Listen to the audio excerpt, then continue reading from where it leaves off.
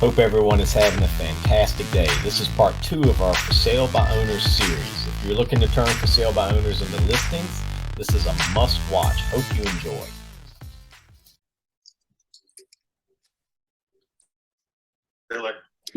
Hey, my name's Chris. I'm calling about this piece of property there on Treetop Ridge. Is that still available?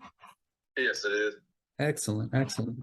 I'm actually an agent here in the area of Milton. Would you guys be open to an agent bringing you a qualified buyer if it made sense?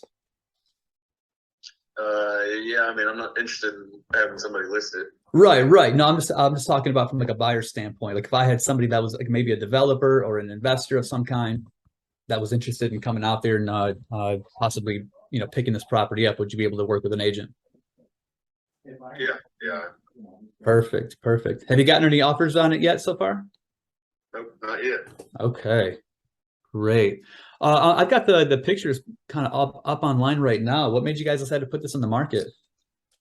We kind of just bought it as supposed to be a family deal, and it didn't really work out as planned. So Yeah. I don't know.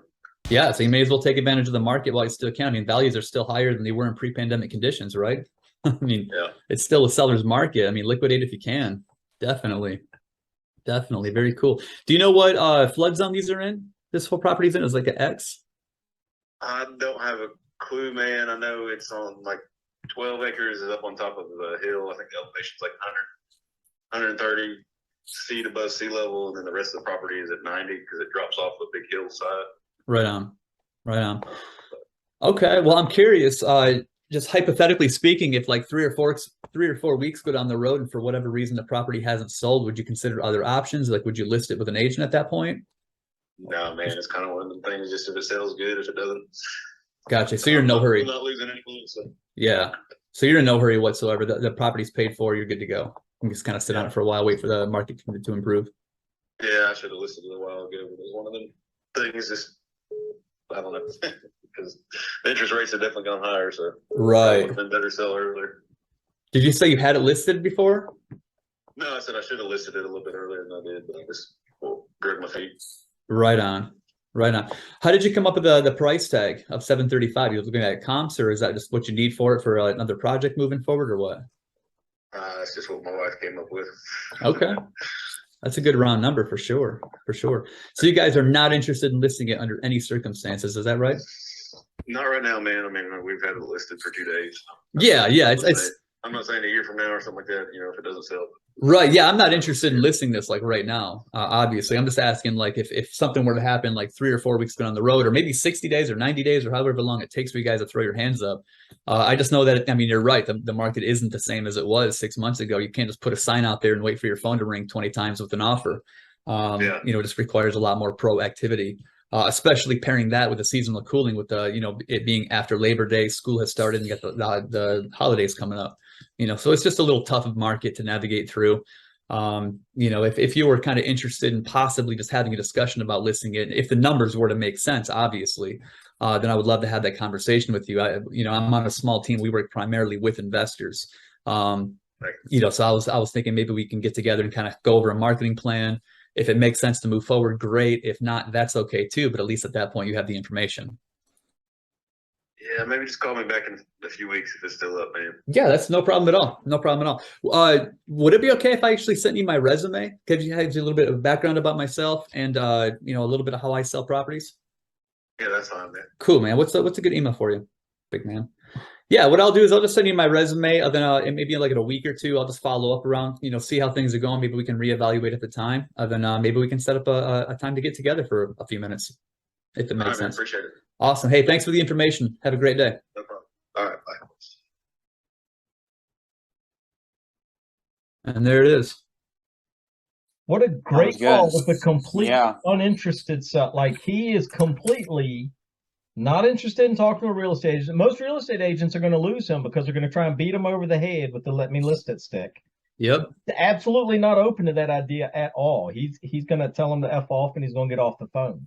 Exactly. But that is a great call with a very not in the market for anything, but you're in there with your resume, and you're in there with a follow-up call in a couple weeks. Yeah, and I always confirm that too. I always say like, hey, would it be, unless he invites me to follow up, like he did, he's just like, yeah, feel free to, call me in a couple of weeks if it's still available. If he didn't say that, I would have been like, hey, would it be okay if I follow up with you in a couple of weeks if it's still available? That way I get their permission. They know I'm going to follow up. And that's kind of a mini commitment in their mind. They're like, okay, I'm going to be meeting with this guy down the road, maybe, but it just kind of sets that expectation. Then I put a note in my thing, move him to a folder, and I'll follow up in a week or two, have another conversation with him. But eventually, he's going to be open to having that discussion with me. I'm so intrigued with the calls that, like the slam dunk calls, don't intrigue me at all. Yeah. Calls that have challenges, like the guy who couldn't hear. This guy who's obviously, like, he sounds so non-interested in having any kind of conversation about anything. Those calls intrigue me more than anything else. Yeah, it's all about, it's a chess match. It's always about staying multiple moves ahead of them, then just figuring out their pain. Like I kind of had to dig in to kind of see what his motivation was. Why are they selling it? If they don't sell it, it's no problem. Like they're in no hurry. That tells me that there's no rush on this. So I have to back off a little bit more. So every question has a purpose. Nice call. Right. Yeah. Yeah, that was good. I like that. I liked how you handled that with, you were getting no, mm-hmm. and it still came out as a win. Yeah. Yeah. And like I said, like I almost every time, no matter what, I will get their email. Because I'm not trying to, I don't have anything to sell them. It's just an idea right now. It's in the middle of that call. In the middle of that call, I honestly didn't think you were grabbing an email on that one. You didn't think so? I really didn't think you were grabbing an email from that guy. That guy sounded like you just, I'm not interested. Maybe later, but no, not now. Like I really didn't think you were grabbing an email. That was solid. Thanks. Here we go. Another great call. Chris converted that guy. Didn't think he was going to, but the resume did its job, right? And the low pressure approach did its job. If you'd like more content, click the like and subscribe button. That'll get you all of the latest stuff that I put out. And if you click the link below to reach out to me directly, I will add you to the Zoom cold calling room and we can make calls together. Look forward to seeing you guys on the next one.